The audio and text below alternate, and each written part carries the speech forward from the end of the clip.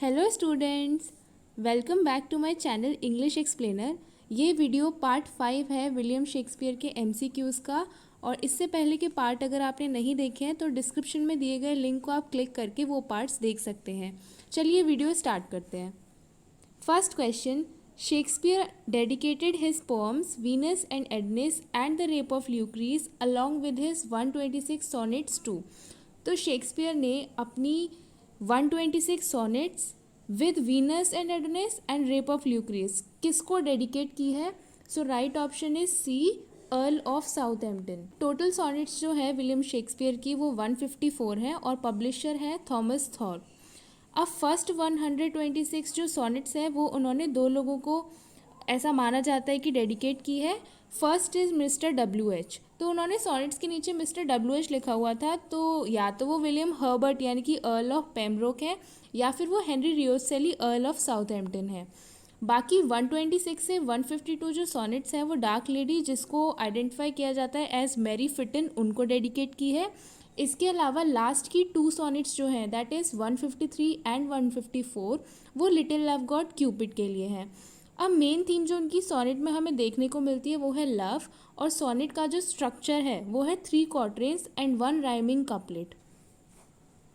Additional information ये है कि सोनेट 99 यानी कि सोनेट नंबर 99 जो है वो शेक्सपियरियन सोनेट का स्ट्रक्चर फॉलो नहीं करती है।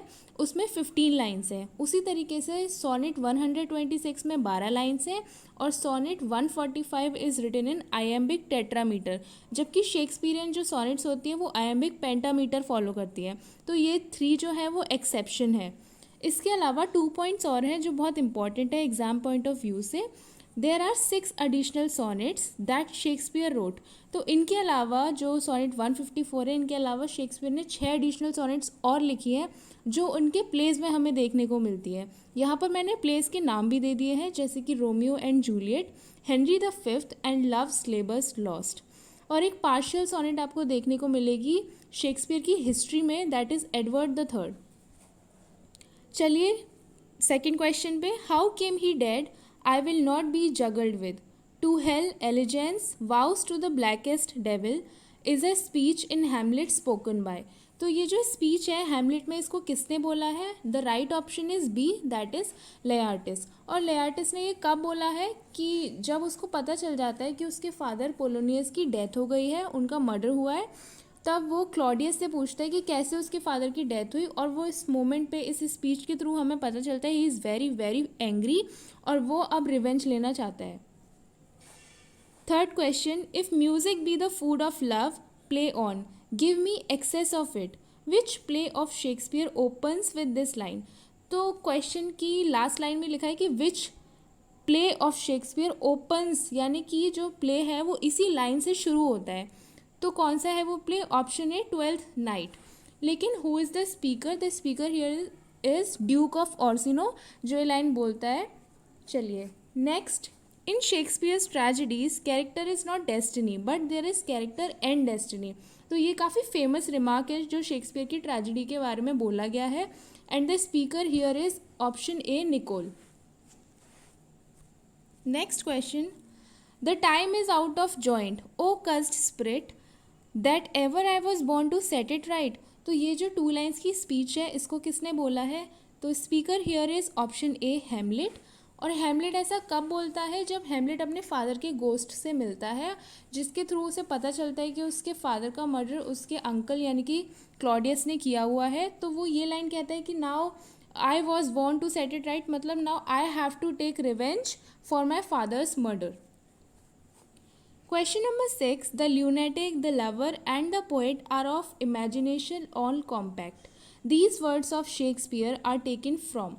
तो ये जो लाइन है इट इज़ वेरी इम्पॉर्टेंट और बहुत ही अच्छी लाइन भी है कि जो ल्यूनेटिक यानी कि मैडमैन और लवर और जो पोइट है उनकी जो इमेजिनेशन होती है वो ऑल कॉम्पैक्ट होती है, means they live in fanciful world. तो ये किसने बोला है? ये ली गई है मिडसमर नाइट्स ड्रीम से और ये बोलता है duke Theseus to his betrothed wife, या फिर betrothed means somebody who is engaged with. तो जो उनकी वाइफ है वो है हिप्पोलिटा। अब होता क्या है, इन 2 लाइन्स को मैं थोड़ा सा और एक्सप्लेन करना चाहूँगी, उसके लिए मैंने यहाँ पे थोड़ा सा लिखा हुआ है। अ मैडमैन यानी कि आपका ल्यूनेटिक, और एक लवर और पोएट। तो ड्यूक एक्सप्लेन करते हैं कि ये तीनों ही हैं, इनकी जो फैकल्टी होती है इमेजिनेशन की वो इतनी इंटेंस होती है कि फैंसीफुल वर्ल्ड को ये क्रिएट कर लेते हैं। इसके अलावा ये भी मैंने बता दिया कि लाइन किसने बोली और किससे बोली है। एक्ट है एक्ट 5 सीन 1। इसके अलावा जो मिडसमर नाइट ड्रीम है, एक फैक्ट है इसका कि हर साल जून के महीने में 9 बजे रात को 23-24 का जो डेट है उसमें ये प्ले परफॉर्म किया जाता है as feast of John the Baptist. Question 7 about totals miscellany. A character in Shakespeare's play says, I had rather 40 shillings. I had my book of songs and sonnets here. Who is the speaker and in which play? तो यहाँ पर हमें identify करना है कि ये जो lines हैं, सबसे पहले स्पीकर कौन है और किस प्ले से है वो।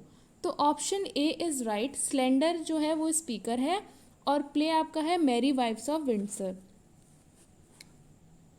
और जो लाइन्स है उसका मीनिंग ये है कि जब वो ये कहता है कि I had my book of songs and 40 shillings, तो वो ये कहता है कि जो एन पेज है उसको जो स्लेंडर है वो इम्प्रेस करना चाहता था। तो वो सोचता है कि उस मोमेंट पे जब मैं इम्प्रेस करने के लिए उसके घर गया था तो काश उस टाइम पे मेरे पास मेरी लव पोइट्री होती, सोनेट्स होती, सो दैट मैं उसको सुनाता।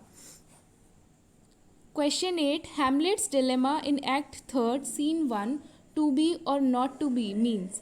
तो हेमलेट का जो ये डिलेमा है, जो इसकी काफ़ी फेमस सोलिलिकी का पार्ट है, तो ये इसका मीनिंग क्या है, टू बी और नॉट टू बी। तो option D is right, to live और टू डाई। तो ये इसका डिलेमा होता है कि वो जिए या वो मर जाए। Question 9 Venus and Adonis by Shakespeare is written in 6-line stanza, but Rape of Lucrece is composed in। तो मैंने अपनी प्रीवियस वीडियोस में बताया हुआ है कि वीनस एंड एडोनिस 6 लाइन में लिखी है और मैंने रेप ऑफ ल्यूक्रीज के बारे में भी बात की है। तो the right answer here is option C, that is 7-line stanza. So rape of Lucrece is composed in 7-line stanza. इसको हम राइम रॉयल भी कहते हैं और राइम रॉयल को इंट्रोड्यूस किया था चौसर ने। Next question, in which play Shakespeare has presented a royal criminal. तो ये टर्म आपको याद रखना है, रॉयल क्रिमिनल। ये हमेशा यूज़ किया गया है शेक्सपियर की हिस्ट्री में से रिचर्ड द थर्ड के कैरेक्टर को। Next, the comedy of errors William Shakespeare's shortest. तो हमें पता है कि comedy of errors William Shakespeare का सबसे छोटा यानी कि शॉर्टेस्ट प्ले है and one of his most farcical, और ऐसा है जिसमें सबसे ज़्यादा आपको हंसी आएगी, मीन्स सबसे ज़्यादा फार्सिकल कॉमेडी आपको मिलेगी। लेकिन ये इसका जो सोर्स है वो क्या है। So option A Menaechmi by Plautus is the right answer. Question number 12 which one is the right chronological order of Shakespeare's major tragedies. तो ये भी मैंने अपनी प्रीवियस वीडियोस में थोड़ा सा डिस्कस किया हुआ है, तो आप इसको इजीली आइडेंटिफाई कर पाएंगे। मैंने आपको बताया था HOKM से आप इसको याद भी रख सकते हैं। So option A Hamlet, Othello, King Lear, Macbeth is right. Question number 13 Shakespeare's tragic play Hamlet is influenced by. So option A the Spanish tragedy by Kyd is right. इसके अलावा थोड़े से की पॉइंट हैं जो मैंने हैमलेट के बारे में यहाँ लिखे हुए हैं।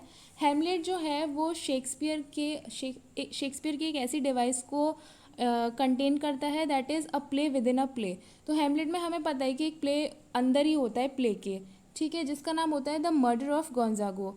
इसके अलावा जब क्लॉडियस यानी कि जो उसके अंकल हैं क्लॉडियस यानी कि उसकी मदर के नाउ न्यू हस्बैंड, तो जब क्लॉडियस हैमलेट से पूछता है कि इस प्ले का नाम क्या है जो हो रहा है, तब वो कहता है mouse trap. That is why इसके 2 नाम कंसिडर किए जाते हैं। इसके अलावा हैमलेट में हमें 9 सोलोलिकीज़ देखने को मिलती है और ट्रैजिक फ्लॉ हैमलेट का यही है कि वो कोई भी उसकी कोई डिसीजन मेकिंग पावर नहीं है, वो बहुत ही इनडिसाइसिवनेस दिखाता है, जिसका मतलब ये होता है कि वो डिसीजन नहीं ले पाता through out the play. Question 14 which verse is mostly used by Shakespeare in his play? So that is blank verse.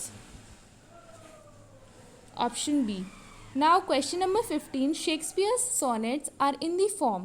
तो शेक्सपियर की सॉनेट्स जो होती है किस फॉर्म में होती है, मैंने अभी इनिशियली बताया था कि 3 quatrains and a rhyming couplet, that is option A is right. तो this was it in this video. If you like my video then subscribe to my channel. Thank you.